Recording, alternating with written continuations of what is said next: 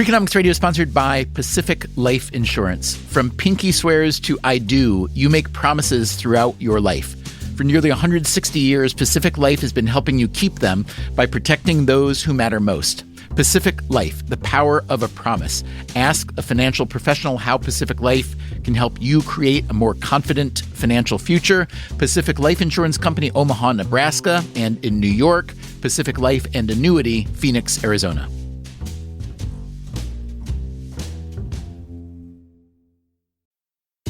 Freakonomics Radio is sponsored by Hotels.com. Hotels.com gives you access to hundreds of thousands of hotels worldwide. And when you join for free, you can save up to 20% instantly with member prices. Plus, every stay earns rewards. So when you book one trip, you're already lowering the cost of the next one. Hotels.com is simple, rewarding, and designed to help you get more out of every stay. Sign up for free and book today. Hotels.com. It's all in the name.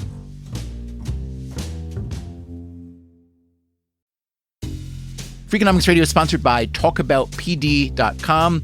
Let's talk about Peyronie's disease, or PD. It's not widely talked about, and some men may feel reluctant to bring it up, but it's more common than you would think. PD can happen when scar tissue builds up under the skin of the penis, causing a curve with a bump during an erection that for some men may lead to pain during intimacy and impact mental health.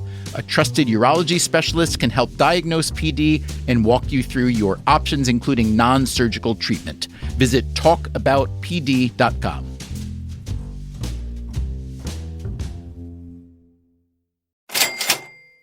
Oh, the president matters a great deal. You may recognize that voice. I'm Don Rumsfeld, and I've just written a book, Known and Unknown, a memoir. He's also a former Navy pilot, congressman, a U.S. ambassador to NATO, White House chief of staff, and a two-time Secretary of Defense. Needless to say, our Constitution divides the powers between the legislative and the judicial and the executive branches. So no president of the United States has the overwhelming power that dictators do, for example. However, a president of the United States has the bully pulpit. He can talk and be heard, and people listen. And of course, in our society, with a free political system, you lead not by command, but by persuasion. And persuasion, my uncle used to tell me, is a two-edged sword. Reason and emotion. Plunge it deep. Today, we're going to plunge deep into a couple of questions. The first one, the one I asked Rumsfeld, well, I have a feeling you're not going to like it. Most people, if you ask them this question, their heads explode. They sputter, they swear, they tell you you're a moron for even thinking this question. But let's ask it anyway. How much does the President of the United States really matter? I mean, we know the rhetoric. The president is the leader of the free world, the most powerful human being on the face of the earth, but how true is that? How much does the president really matter? I, Franklin Delano Roosevelt, Dwight D. Eisenhower, Richard Milhouse Nixon, I, Barack Hussein Obama, do solemnly swear that I will faithfully execute the office of President of the United States and will, to the best of my ability, preserve, protect, and defend the Constitution of the United States. So help me God.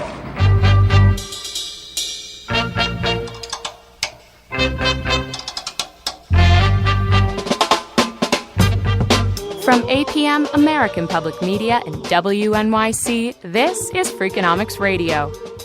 Today, how much power does the president really have? And later, we hit the road to see if hitchhiking is as dangerous as it seems. Did we ditch a good thing? Here's your host, Stephen Dubner.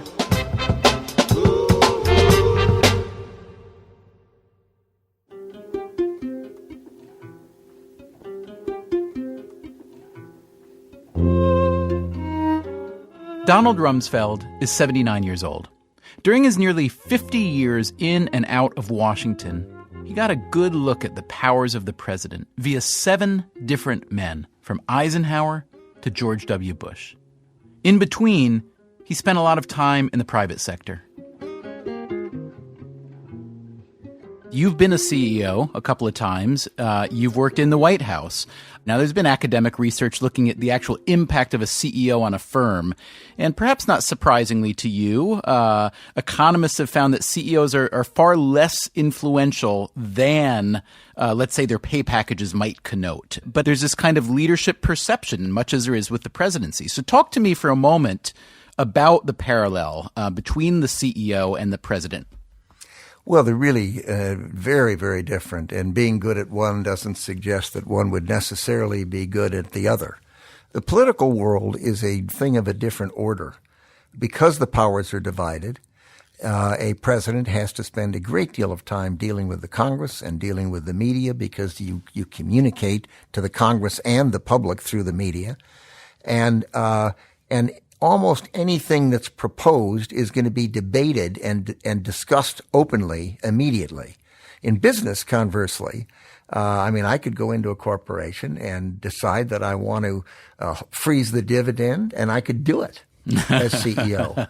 I could decide I'm going to open a research facility in country X instead of country Y. I could decide I'm going to downsize or sell off a division, and I did it. And you can be wrong as well as right, to be sure, but at least you are able to do it. You know, in government, if we put something in place in one of the departments or agencies, the Congress wants to have hearings on it. They want to pull the plant up by the roots every 5 minutes to see if it's still growing and traumatize it. And the press wants to critique it before it's even 15 minutes old.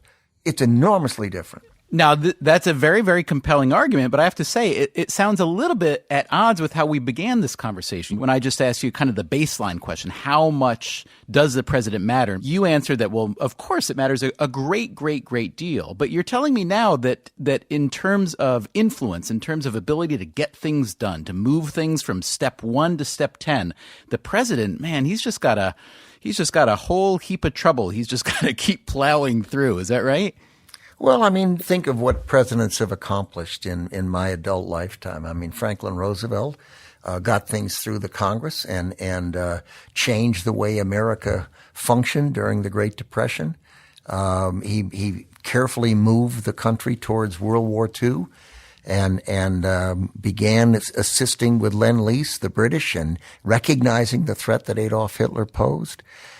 He did some bad things, like impounding all the Japanese Americans in the Pacific Coast and putting them in detention centers. But he could do those things.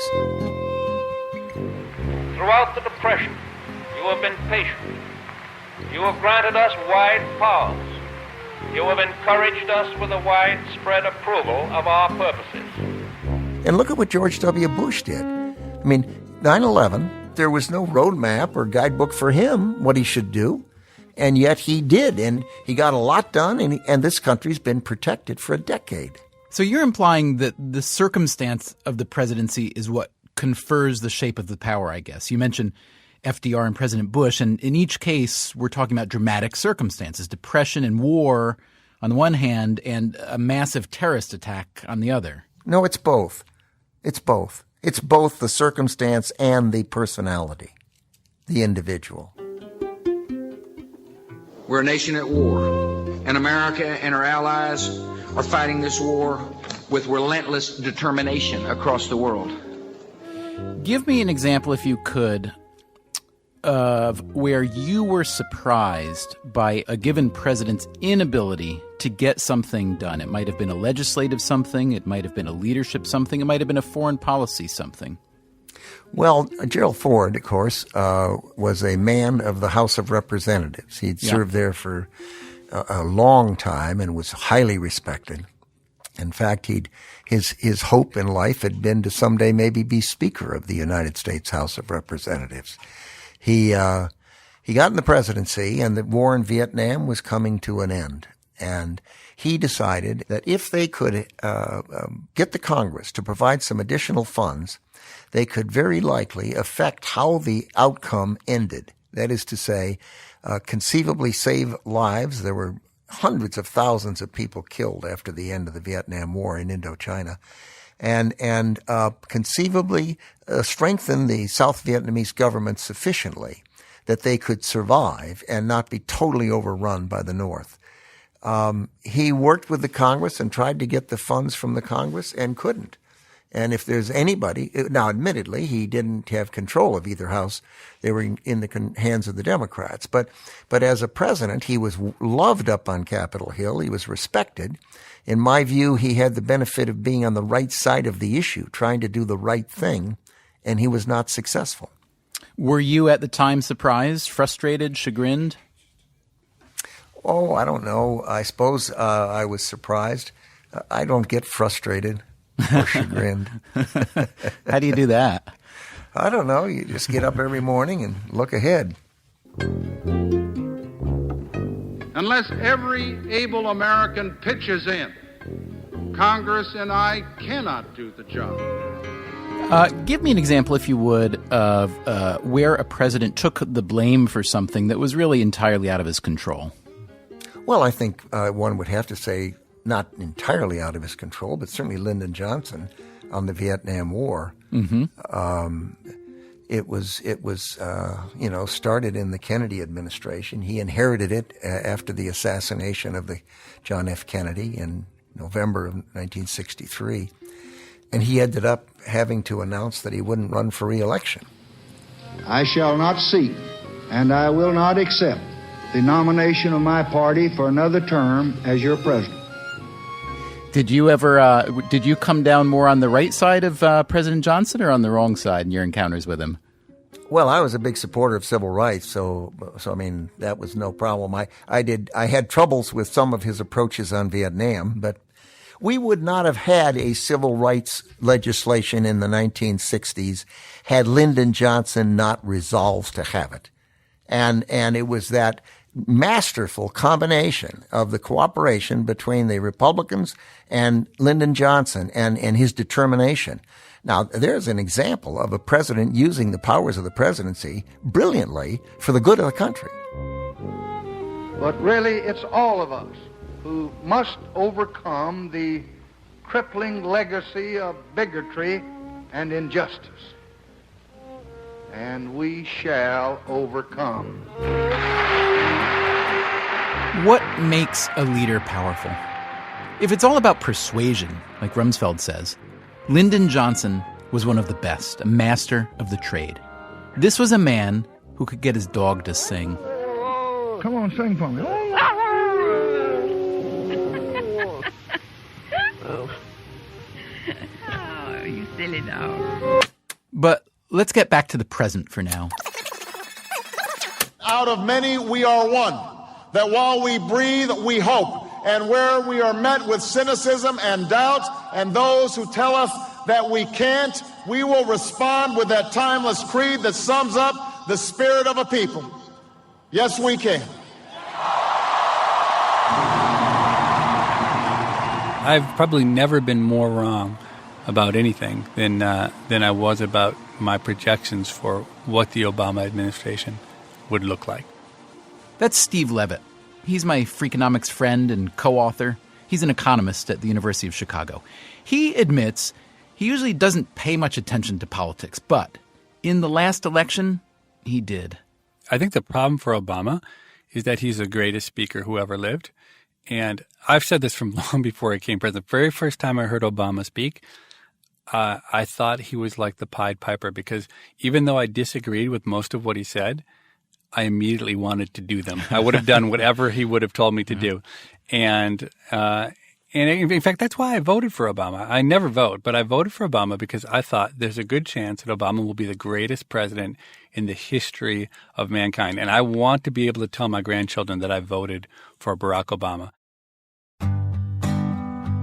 Levitt doesn't usually vote for two reasons. One is that, like a lot of economists, he thinks that casting one vote in a sea of millions is basically just a waste of time. Now, it should be said that most people don't think about voting like economists do. But the other reason he doesn't vote is that he doesn't think the president matters all that much. It was a creed written into the founding documents that declared the destiny of a nation. Yes, we can. What I think a president can do is I think a president can set a tone for a nation. So whether it was someone like a Ronald Reagan, tear down this wall, or Franklin Roosevelt, the only thing we have to fear is fear itself. that's really what great leaders do, is they set a tone. And I really thought that Obama would be able, through his unbelievable intellect and eloquence, be able to set an incredible tone for our country. And equality. And what's strange and surprising to me is that exactly the opposite happened. As soon as he got into office, the tone of the debate was just rancorous and off-tune, off-pitch. Levitt imagined Obama strolling into the White House and blasting away all the negativity, blazing a path toward a shining future. Obama and his staff probably had the same idea. Here's one of them, who happens to be a colleague of Levitt's. Hi, I'm Austin Goolsbee. I'm a professor at the University of Chicago Booth School of Business, and I'm the former chair of the Council of Economic Advisors. Which means that you worked as an economist in the White House bending the president's ear. Something like that. Something like that. So you might think, from the way that everybody talks during an election, including the candidates, that there's some kind of magic button in the Oval Office that the president can just kind of press whenever he needs to jack up the economy to create more jobs or whatnot. But you guys, you got in there, you found there are no such buttons at all, are there?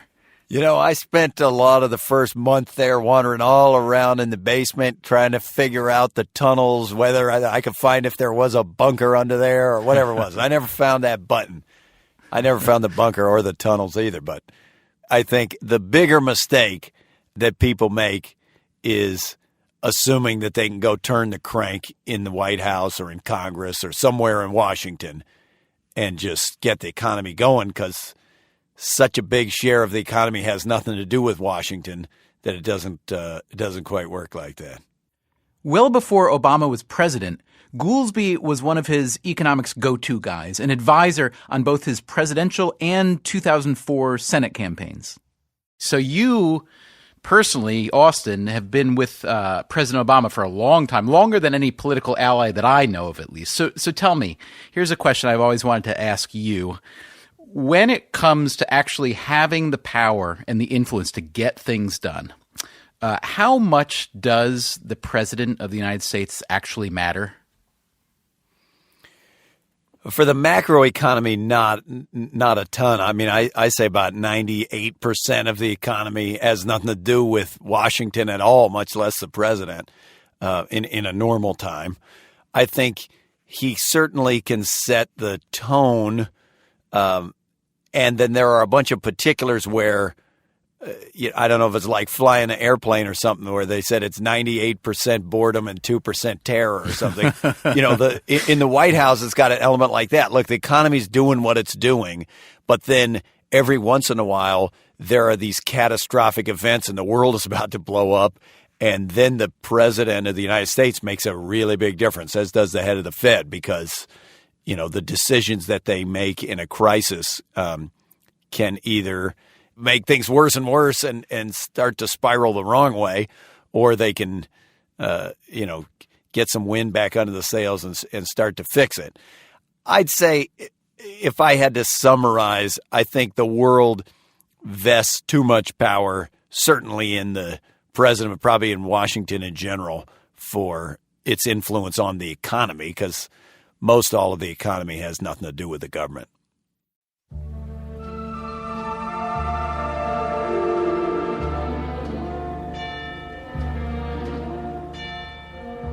So that's a sobering thought, isn't it? Here's President Obama's former top economist saying that the whole idea of the president affecting the economy is a bit of a charade. Now, can that possibly be true? And how do you even try to answer that question empirically? How do you isolate the president from all the other forces at work on the economy? Justin Wolfers is an economist who's taught at Penn and Princeton. He tried to answer that question in a study of the 2004 Bush-Kerry presidential election. 2004 was a social scientist's dream. So the thing is, If you want to try and study the effects of the presidency on anything, in my case on the economy, then if you're a doctor, what you'd do is you'd run a big randomized trial. Half the time you'd randomly make it a Republican president, half the time you'd randomly make it a Democrat president, and you'd see how those two treatments did in terms of effects on the economy. The problem is we're not allowed to do that in the social sciences. I can't randomly make someone president. Yet you're not allowed. Yet. But if you remember the 2004 race, around about 3 o'clock on Election Day, the exit polls got leaked. And the exit polls said that John Kerry had won in a landslide. Now, around about 7 o'clock at night, they'd counted enough votes that it had become quite clear that, in fact, Bush was going to win. But what you have is this 4 hours, I'm a Democrat, so I'll say 4 beautiful hours, in which we basically had a Kerry presidency. And it was random, because the only reason people thought John Kerry was president was because of a misinterpretation of the early exit polls. And so what we can do is we can look at how the financial markets performed during those 4 hours of the Kerry presidency and compare that to either the 4 hours prior, when it was clearly a Bush presidency, or the 4 hours after, when we learned it was actually going to be the second George W. Bush presidency. So when we do that, you see, in fact, that stocks fell a little bit during the 4 hours of the Kerry presidency. And then they rose a bit when it became the Bush presidency. So that tells us that the stock market preferred George Bush over John Kerry. Sounds like good news for Republicans. Now let me give the Democrats' response, which is, in fact, it didn't move very much. It looks like the difference between having a Bush presidency and a Kerry presidency for the value of U.S. stocks was maybe 1.5 or 2%, which is really a pretty small effect. You might think the stock market effect that Wolfers measured isn't very meaningful in the grand scheme of things. On the other hand, it does seem to show that the people who pay the most attention to the economy and who stand most to profit or lose money agree that the president isn't such a big kahuna.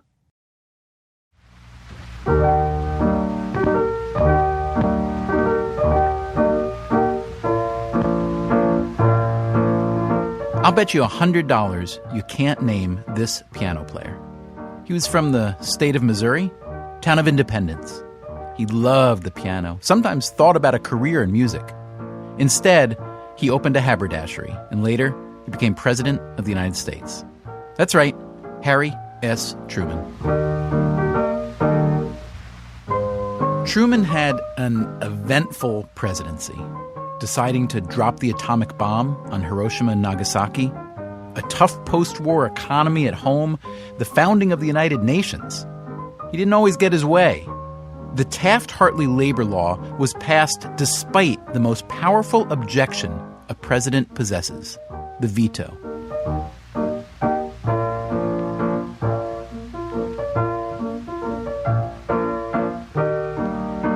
Coming up on Freakonomics Radio, what if we just woke up tomorrow and there wasn't a president? I think we would continue functioning in almost the same way.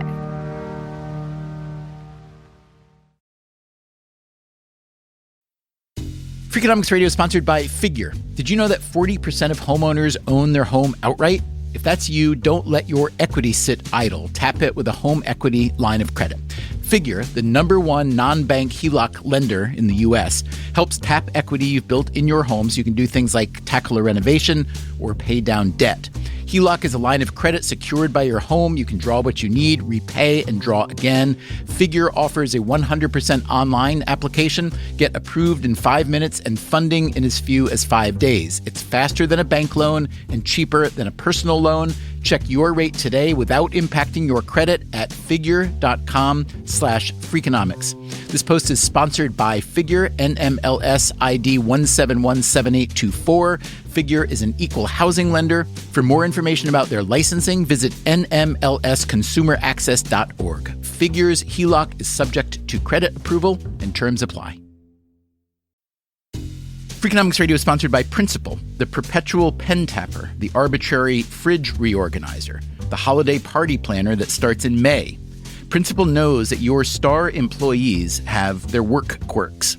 Principal also knows how much those employees mean to your business. You need them. They need benefits.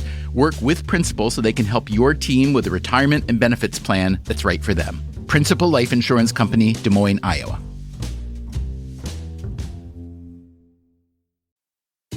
Freakonomics Radio is sponsored by Range Rover Sport, a vehicle that blends power, poise, and performance. With a distinctly British design, the Range Rover Sport is built to take on roads anywhere.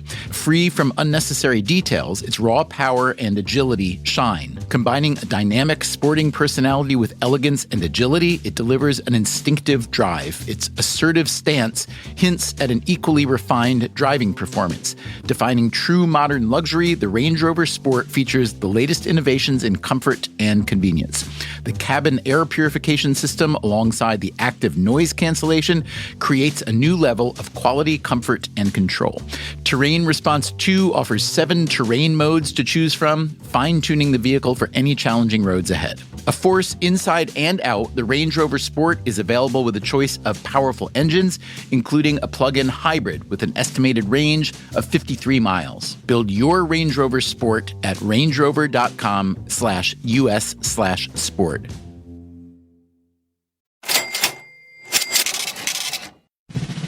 My fellow citizens, my countrymen, my fellow Americans. From WNYC and APM, American Public Media, this is Freakonomics Radio. Here's your host, Stephen Dubner.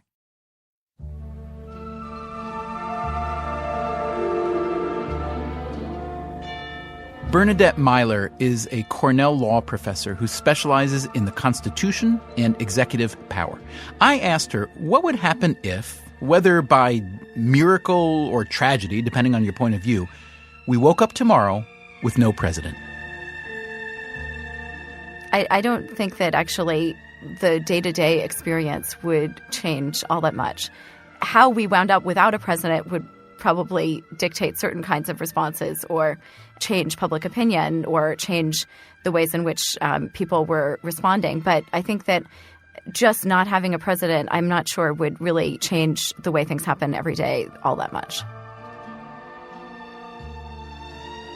So, what can the president do?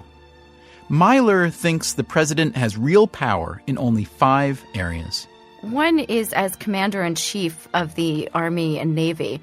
A second area is not of unilateral power, but is of very significant power, and that's the power to decide whom to appoint, especially with judicial nominations. Then a third power that I think is often reflected upon is the power not to enforce laws. So the president has the executive power, which means he can execute the laws, but it also means he can decide not to execute the laws. And then a fourth power, I think, is the power to persuade Congress to take certain kinds of action. And then a final area is really a power in relation to negotiating with foreign countries, a power over foreign affairs.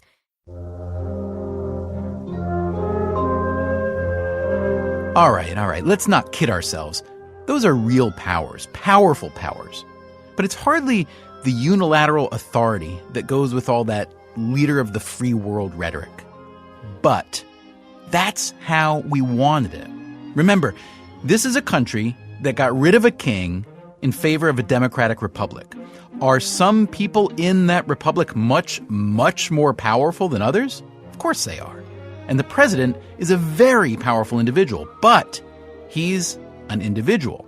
It's easy to overestimate his influence.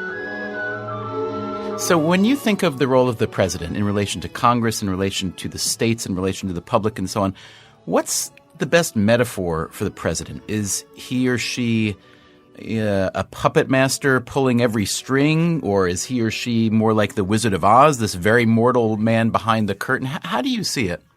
I would say actually the Wizard of Oz is a better analogy, partly because I think so much of what is important about the president is an image. The wizard, the wonderful Wizard of Oz.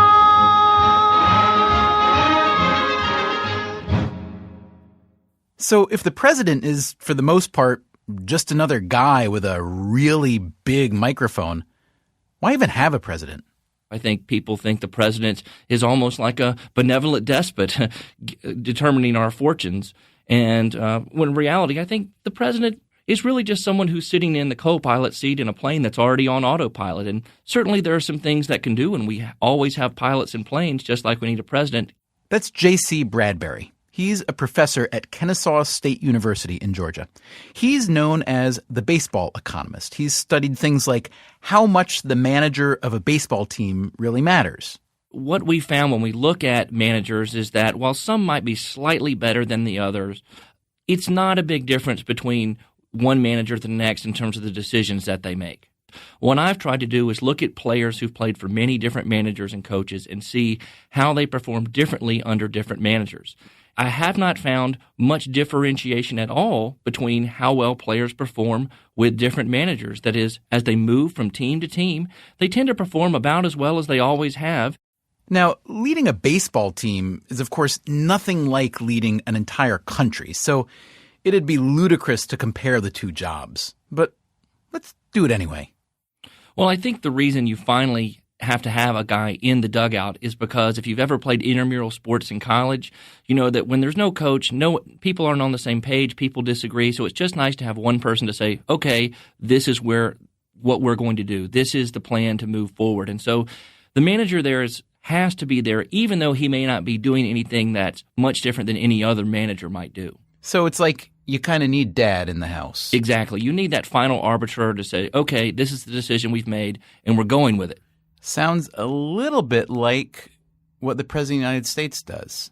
Absolutely. And the president, if you think about the control that a president might have over the economy, for instance, just one area, the president is just a third of our government, and we have the legislative and executive branches. And if the two houses of Congress agree and the president agree, we can get policy.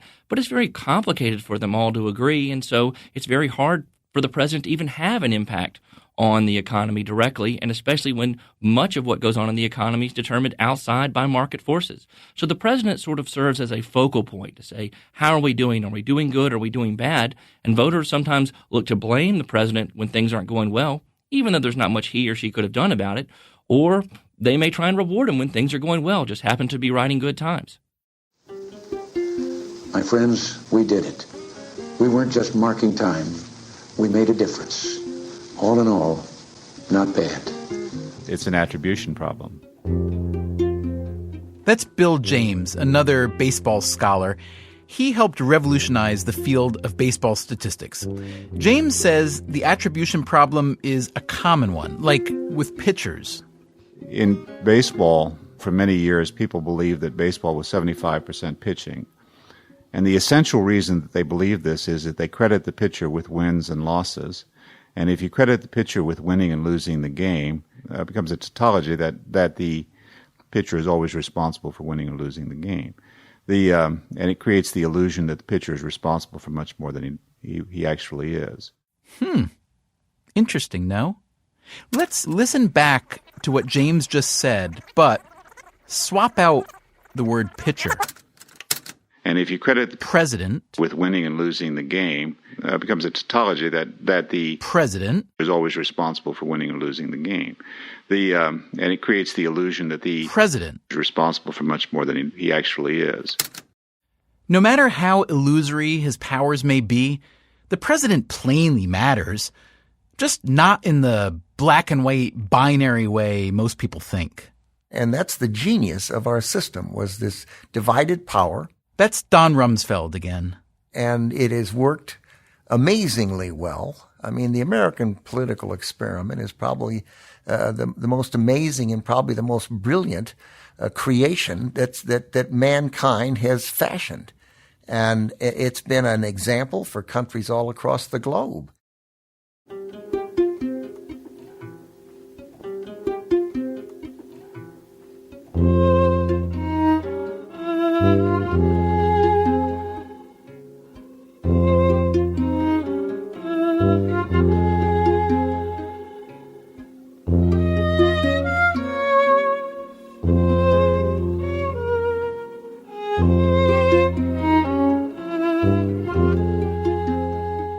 So let's leave the question of presidential power behind, but linger for one more minute on what Bill James was saying about attribution errors. As he sees it, such errors are hardly confined to politics and baseball. The same syndrome works in almost every area of life. This also includes, for example, safety from violent crime. In the 1950s, the 1960s, people routinely hitchhiked, routinely picked up hitchhikers. We stopped doing that because of stories that hitchhikers were violent criminals. Well, hitchhikers had no more tendency to be violent criminals than anyone else. There was always a chance that they were. But stopping the practice of hitchhiking really did nothing whatsoever to reduce the incidence of violence crime and had no social value whatsoever. We had attributed to hitchhiking the violence of a few hitchhikers and had closed down the wrong thing.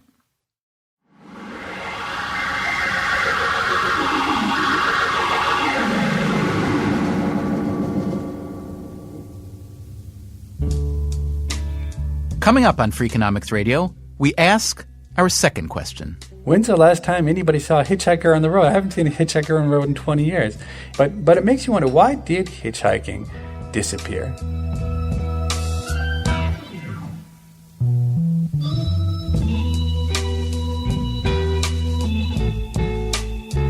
Freakonomics Radio explores the hidden side of everything. Sponsoring the Freakonomics podcast could help nearly 1 million listeners a week discover your business.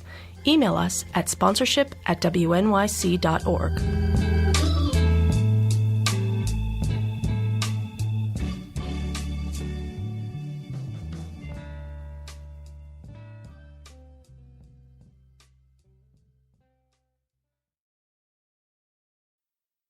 Freakonomics Radio is sponsored by Southern New Hampshire University. The best investments are the ones you make in yourself, and no one knows that better than Southern New Hampshire University. With more than 200 online degree programs, no set class times, and low online tuition, Southern New Hampshire University is built to fit your life today and set you up for success tomorrow. Education is an investment. Why not make it a smart one? Apply for free at snhu.edu/Freakonomics. Freakonomics Radio is sponsored by PNC Bank. Boring, great word, bad rep. Yet time and time again here at Freakonomics, we find that when something culture-changing happens, boring things like calculations and careful planning are usually behind it. Which begs the question, why not apply it to other aspects of life, like banking, for example? Well, PNC Bank did since its inception, proving time and again that the best banking strategy isn't the exciting type, but the steady, reliable, definitely not YOLO type. PNC Bank, brilliantly boring since 1865. Brilliantly boring since 1865 is a registered mark of the PNC Financial Services Group, Inc. PNC Bank, National Association, member FDIC. Freakonomics Radio is sponsored by Lowe's. Get your home ready inside and out with Lowe's July 4th deals event. Save up to 45% off select major appliances, plus an additional 25% off when bundling select major appliances. And save $80 on a select Charbroil Performance Series gas grill, now $299. Shop Lowe's July 4th deals event, valid through July 8th, while supplies last. Selection varies by location. See Lowe's.com for more details.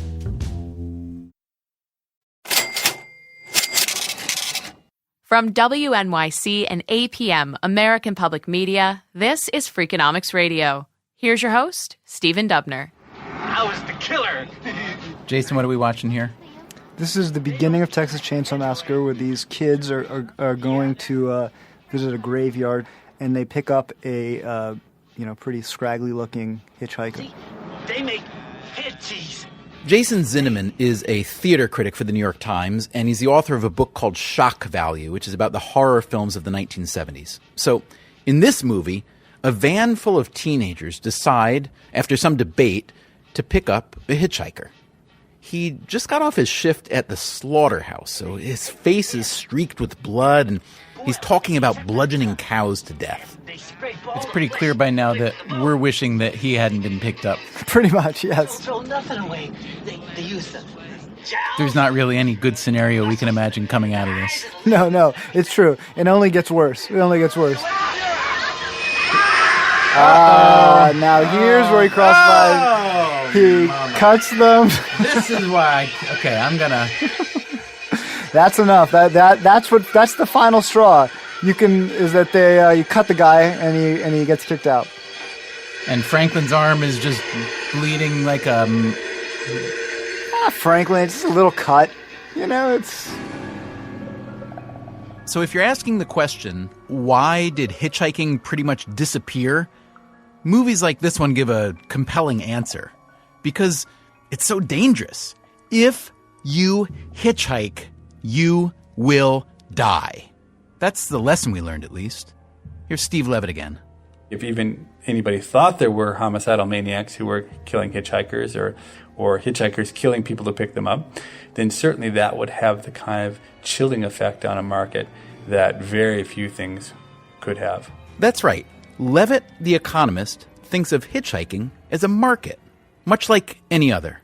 Hitchhiking is a classic example of what an economist would call a matching market, where there's a person who wants a ride and there's a person who's willing to give a ride. And there's actually typically no money change hands. So somehow there are people getting benefit on both sides of the transaction.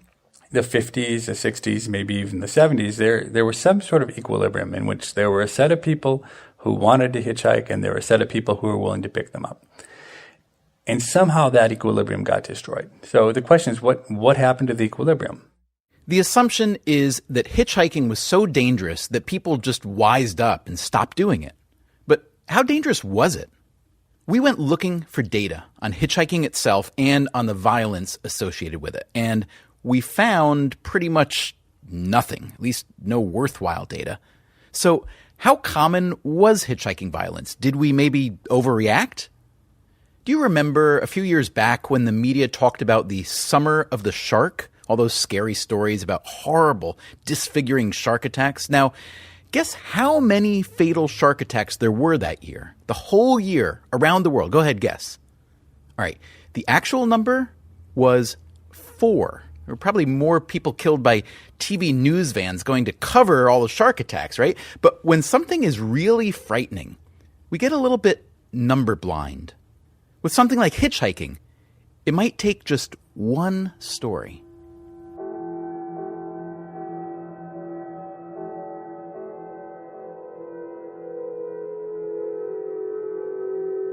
I woke up in the morning. It was just a gorgeous day. The wildflowers were out. The trees, are all sprouted all their leaves. The grass is green because it's spring and it hasn't dried up or anything yet. So it's gorgeous. That's Colleen Stan. It was May 19th, 1977. I had just turned 20 in December, and I was very young and had a very carefree spirit about me, and I was quite impulsive. Stan was living in Eugene, Oregon, and she was planning to visit a friend in Westwood, California, about 360 miles to the south. But her car wouldn't start, so she decided to hitchhike. She got a ride with some truckers who were hauling grape juice. They let her off in Red Bluff, California, about an hour and a half from her friend's house. The truckers even gave her a gallon of juice when they dropped her off. She put out her thumb again. A car stops, and there's like 5 guys in it, and I said, thanks, but no thanks, So they went on their way. Her next ride was a blue Dodge Colt. There was a young couple inside with a baby. Looked safe enough. So Stan got in the car. It was a very warm day because it was May, and Red Bluff's in the valley, and it's very warm there. It can get, in the summer times, it can get like 115 there, so it's a very warm place. And so it was a warm day, and I was thirsty from traveling, and I had taken the juice, and I had tipped it up to take a drink, and about the same time I tipped it up, the driver presses on the accelerator and jets out back onto the highway to take off. Well, this caused the juice to pour all down me. So I was a little irritated with him at this point, and I remember I looked up to the front, to the rearview mirror, and he's looking in the rearview mirror, and it gave me like a chill down my spine.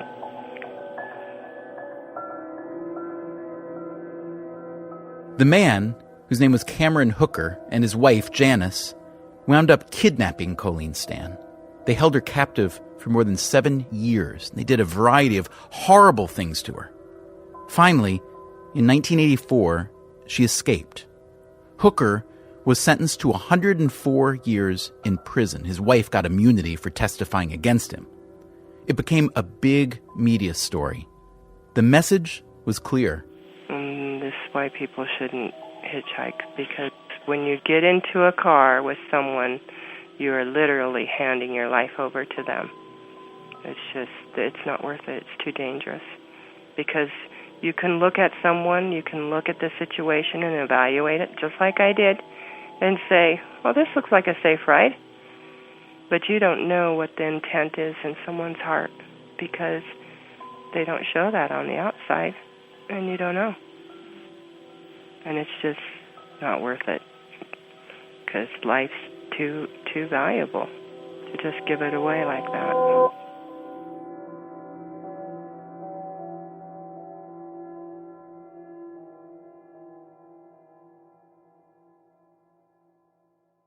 You can hardly blame Colleen Stan for feeling this way, but how common are these really bad hitchhiking outcomes? Again, we really don't know, but life is all about trade-offs. Every time you do anything, you consider the trade-off. Should 4 fatal shark attacks each year keep everyone out of the ocean? Apparently not, but what number would? 40? 400? 4,000? What happens when you start letting relatively small numbers balloon into such a large fear? My father was the kind of person who would stop and help anybody. That's Bill James again, the baseball statistician. He was born in 1949 in Kansas. One time, with 2 small kids in the car late at night coming back from a movie, we saw 2 black guys, 2 black adult males standing beside the road. And my father was not Spencer Tracy. I mean, he was not a violent racist, but he was a man of his generation, and he had the racist attitudes that were very common in his generation. Nonetheless, we stopped. We asked them if they needed a ride, and we took them where they needed to go. And the reason why is you just did. It was in the time and place where I grew up. If you saw somebody in need of a ride, you gave them a ride. As James got older, that changed. He remembers hearing PSAs on the radio warning drivers not to pick up hitchhikers. Good advice for the cross-country motorist. Although it may seem a kind act, it is not a wise act to pick up hitchhikers indiscriminately. In retrospect, he says, hitchhiking took the blame for crime in general. That's another topic he likes writing about. His latest book is called Popular Crime. If you have a certain number of violent people running around hitchhiking, the fewer other people you have running around hitchhiking, the more dangerous it becomes to pick up a hitchhiker. It drove itself out of existence. Basically, nobody hitchhikes anymore, and the practice has all but disappeared. My point about it was, what's really the social value in this? I mean, the hitchhiking is economically efficient because it puts more people in a car. The real danger was not hitchhiking. It was the fact that you have a certain number of random crazy people who will hurt you. As long as you have the same number of random crazy people, you have the same number of violent crimes, and eliminating hitchhiking doesn't, in my opinion, do anything to change that. So it was a social change that protects the individual. I mean, I wouldn't pick up hitchhikers either. I'm not nuts. But I do that to protect myself, but protecting myself has no value to the society. So the demand for hitchhiking fell because of fear, a breakdown in trust, a selfishness, whatever. But maybe those aren't the only reasons that demand fell. Did you ever hitchhike, Levitt? I did not hitchhike. I was just a little bit too young. By the time I was 15, I think hitchhikers had pretty much disappeared. Well, not quite. I was hitchhiking then. When I was about 14 or 15, I started thumbing a ride most mornings before school in the dark to get to my job in town stocking shelves. I hitched all during college, all over the South, and a couple times from North Carolina to upstate New York and back. It was a pretty simple calculation. I wanted to get somewhere, and I couldn't afford a car. I mean, why else would anyone hitchhike? Are you headed far down in West Decatur? Not quite. Just to Redland. Redland? Do you want to go halfway, or do you want to wait for a lift towards West Decatur? I'd go halfway. All right. Are there good hitching spots there? Do you know?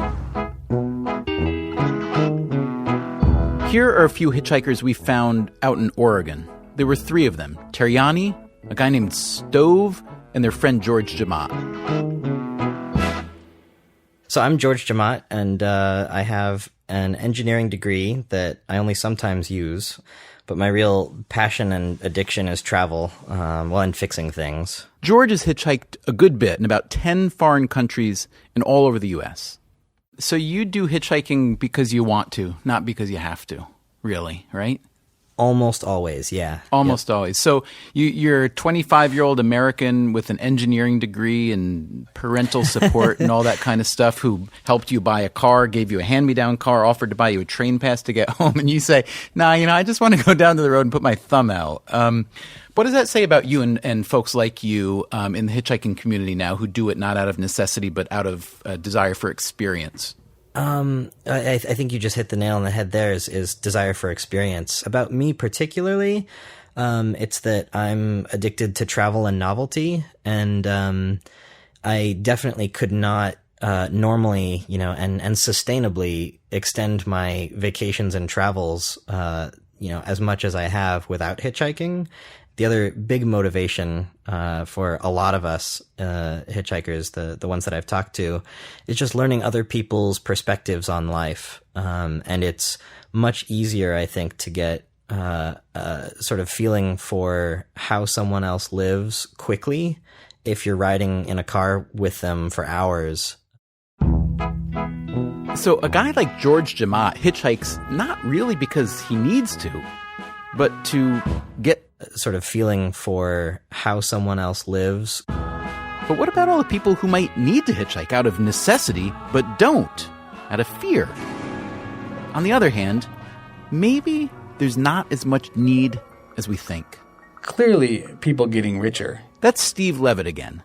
Did you hear what he said? Clearly, people getting richer and cars getting better made has to be a big part of it, because it's an extremely ineffective way to travel, hitchhiking. It's slow, it's unpleasant, it's uncertain. And so if you can do something better, whether it's take a bus or take a plane or drive your own car, it's hard to believe there are many people who wouldn't prefer a different mode of transportation.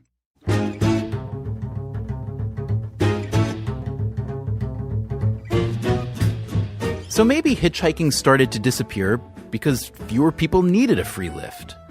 Most reporters ask me, how do I get to work? And I tell them I walk about 30 feet from my bedroom to my office. This is Alan Pisarski. He's what you might call a scholar of transportation behavior. He used to work for the U.S. Department of Transportation, and he wrote a series of books called Commuting in America. So we are in agreement that there used to be quite a bit of hitchhiking, although we don't know how much. We are in agreement that there's much less now, correct? Yes. Okay. So we want to know, where did all those hitchhikers go? Why did so many people stop hitchhiking? I guess my reflex, statistical reflex, is the greater availability of automobiles. Well, the first part of it is simply driver's licenses. In the 70s is when women began to gain greater access to driver's licenses. If you look at the distributions today, men and women in terms of driver's licensing is almost identical and almost ubiquitous. It's in the 92, 93 percentile for both men and for women. Okay, so a lot more people driving, but also, says Pisarski, there were a lot more cars. In 1969, only 3 in 10 households had more than one car. By 2009, 6 in 10. All of the really significant change occurred in the 2 and 3 car households. That's where you saw an explosion and all of the growth. Okay, so you're telling me more driver's licenses, more cars. Talk to me about the cars themselves and longevity. I think that's an important component. One of the things that people, I think, don't recognize, one of the great technological changes that we've seen in America in the last 30 years is simply the longevity of the vehicle fleet. Back in the 60s, cars did not last all that long. Today, the average age of a vehicle in America is north of 9 years. What that means is that it's entirely possible to buy a 10 or 12-year-old Small car, perfectly serviceable, still functioning quite adequately at a very reasonable cost. So the automobile in that sense has become much more accessible to many parts of the population. I came down to this studio in a 14-year-old car. That makes sense. Cheap and easy car ownership helped drive down demand for hitchhiking, along with big changes in how we get around generally. The one is the advent of the interstate, which took people off of Main Street and onto roads where walkers are not permitted. And then, of course, deregulation of aviation in roughly 1980. That had an extraordinary effect on the price of air travel. And so, that made it a whole lot cheaper than standing on a street corner with your thumb out. But here's something else worth thinking about. If you care even a little bit about transportation, about the cost, the growing congestion and the risk of accident, about the carbon emissions from all those cars on the road, then consider this very sobering statistic. The average car commuting to and from work in the U.S. today rides around with about 80% of its passenger capacity empty. If our auto fleet were a bus or train fleet, it'd be considered a massive failure.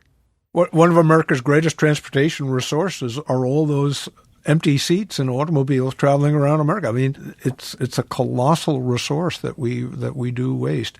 Given that there is this massive inefficiency with all this empty capacity in cars, do you wish that hitchhiking could come back? Yeah, I think I do. And I think that maybe we will see some opportunity for it with the new technologies and people being more willing to spend time with each other and maybe having some kind of a vetting system that says, this guy's okay. That puts people a little bit more at ease. And then that will, I hope, help people to be more comfortable with that kind of an arrangement.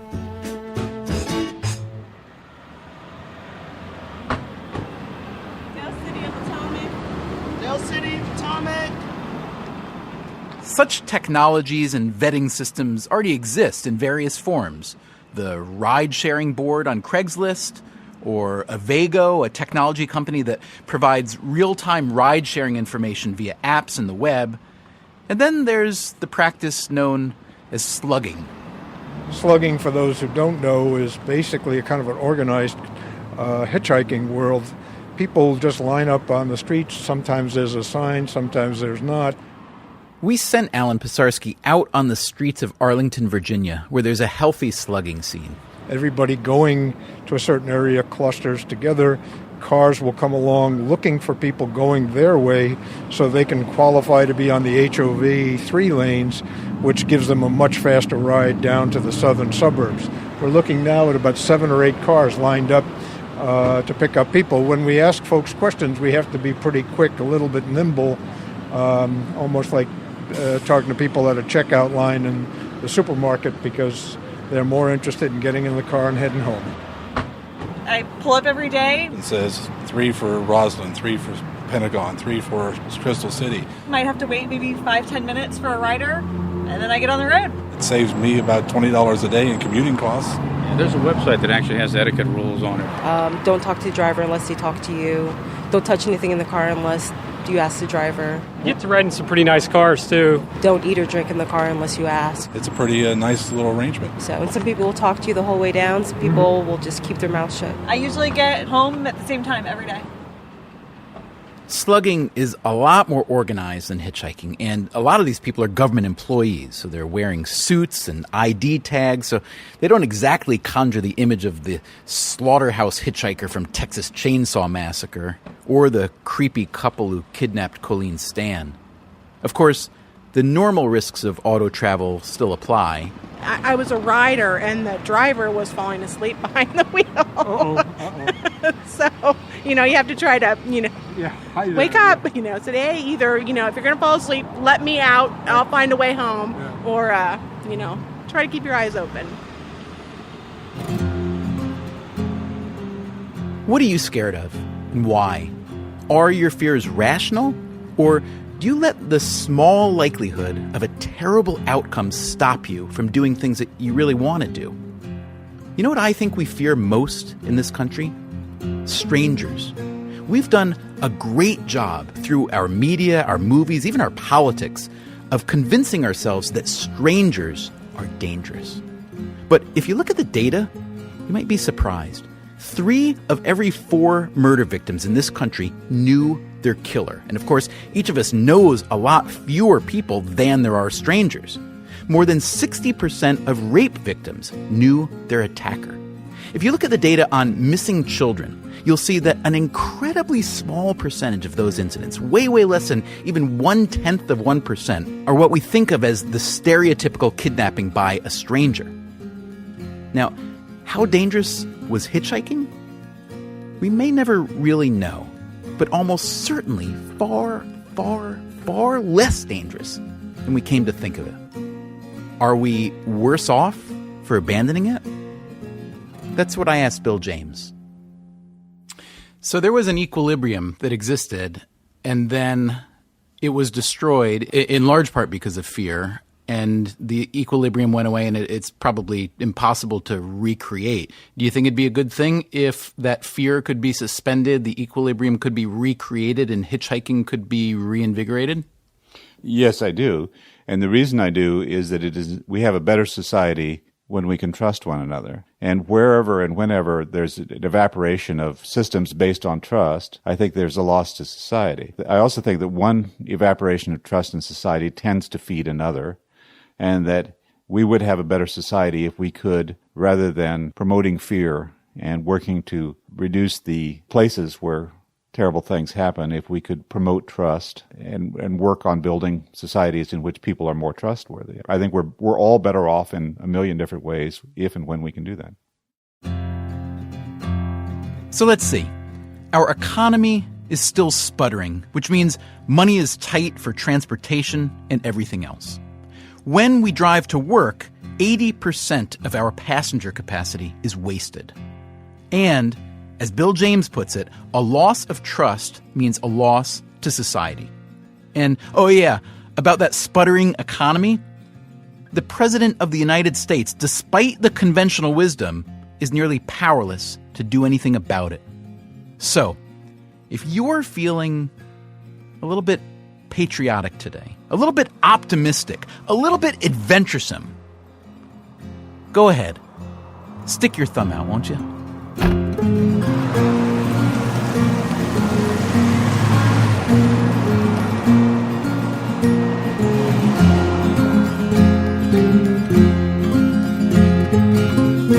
Freakonomics Radio is produced by WNYC, APM, American Public Media, and Dubner Productions. This episode was produced by Catherine Wells, Diana Wynn, and Andrew Gartrell.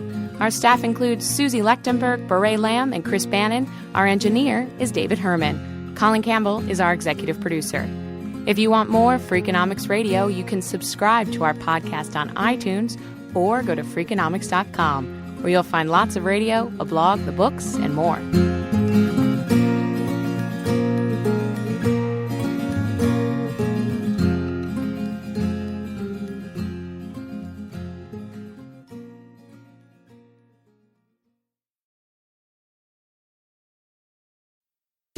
Freakonomics Radio is sponsored by Ozempic.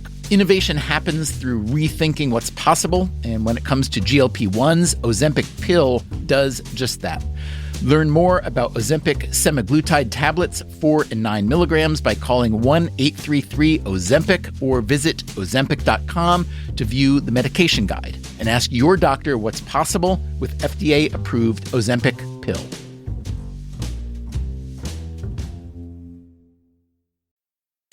Freakonomics Radio is sponsored by Vitamix. According to the LA Times, the average American home contains 300,000 items, including a staggering number of appliances. All those gadgets, just clutter. But there's one tool that delivers what a dozen others only promise. From pureeing to chopping, Vitamix blenders bring the power of an entire kitchen to your countertop, offering enduring performance and precision you can count on. In a world full of clutter, do more with less. Visit Vitamix.com and shop now. Breathe in. Feel the sense of calm that comes from having up to $300 in overdraft protection with GoToBank. Now, Did you say $300? yes. Now, back to our breathing. So if I overspend my balance, GoToBank has my back up to $300. Yes. Can we breathe out now? Less worries, more zen with over $300 in overdraft protection. Tap to open an account today. Eligible direct deposits and opt-in required for overdraft protection. Fees, terms, and conditions apply.